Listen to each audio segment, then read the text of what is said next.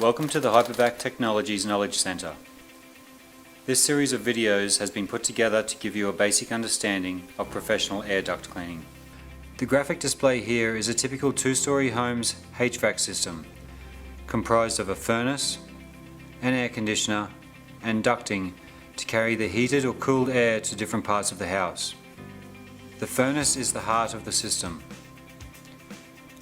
Inside the furnace you will find a blower which circulates the airflow, a heat exchanger with regenerative coil that creates the warm air, and an air conditioning coil that creates the cold air. Next we have the return air duct in blue, which is used to transfer stale air from inside your home to be either heated or cooled.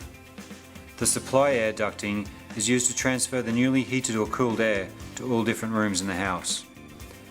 In this video series, our goal is to show the basics of how air duct cleaning is done using the push-pull method. This entails hooking an extremely high-powered vacuum system into the ductwork to apply vacuum pressure to the ducting while using compressed air agitation tools to break up and move debris down to the vacuum system. After the ductwork is clean, the furnace and all of its components should also be properly cleaned and normal maintenance issues addressed.